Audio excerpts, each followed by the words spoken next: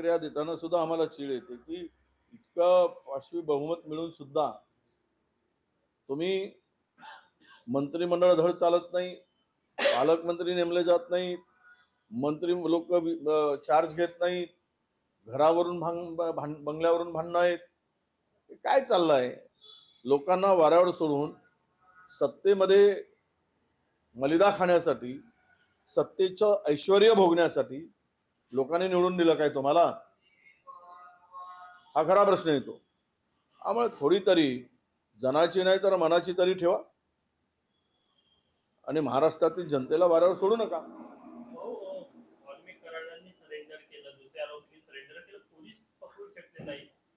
पोलिसांबद्दलच आता प्रश्न उपस्थित केले जात आहे. काय आहे बीडचे पोलीस,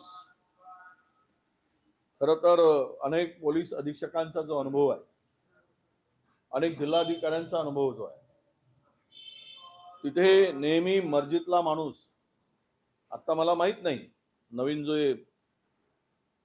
नवनीत नावाचे एसपी गेले, पण यापूर्वीचा इतिहास असा आहे की कराडलाच बॉस मानून, बाप मानून त्या ठिकाणी पोलीस वागत होते आणि आजही पोलिसांच्या भूमिकेवर 22 दिवस त्याला पकडू शकले नाही. त्यामुळे पोलिसांची प्रतिमा मलिन होताना दिसते. गृहमंत्र्यांनी याकडे लक्ष दिलं पाहिजे.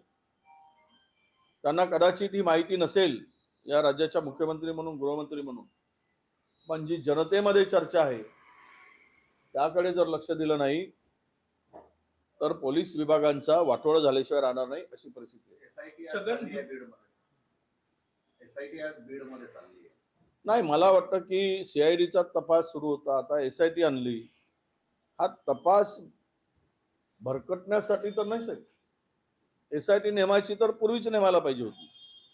आता सीआयडी कडून एसआयटी कडे जाईल किंवा एसआयटी स्वतंत्र चौकशी करेल का? यातून चौकशीचा फारच ठरू नये. एसआयटी नेमली म्हणजे काय राज्याबाहेरचे पोलीस नाही, राज्यातीलच अधिकारी आहेत.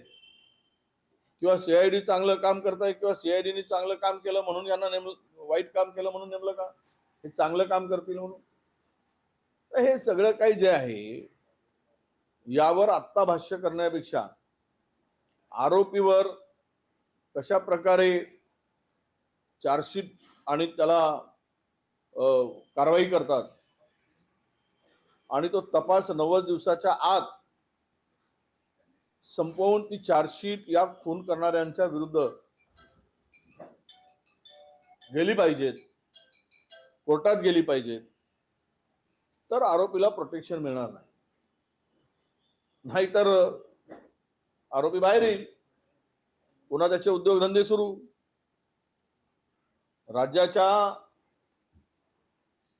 आता जो कॅगचा रिपोर्ट आला 14 ते 19चा, 96,000 कोटींच्या कामाचा हिशोबच लागत नाही आणि त्यातले कामं मराठवाड्यातील अधिक आहेत. त्याची जे काम पूर्ण झाल्यानंतर कंप्लीशन सर्टिफिकेट म्हणतो आम्ही, तीच मिळाली नाही. याचा अर्थ काम झालं की नाही, का बिलच काढले गेले त्यावेळेस. आणि मॅक्झिमम कामाची यादी आम्ही पाहिली तर ती मराठवाड्यातली आहे आणि विशेषतः ती यादी बीड मधली अधिक आहे. यावरून बीड किती संवेदनशील जिल्हा झालेला आहे याचं ते उत्तर आहे. काल मुख्यमंत्री अजित पवारांची आई विठ्ठलाकडे गेली तर साकडं घातलं की शरद पवार आणि अजित पवारांनी एकत्र यावं, कुटुंबाने एकत्र यावं की नाही यावं, आता एकामेकाच्या विरुद्ध लढले, काही साकडे घालून एकत्र येण्याची त्यांची आई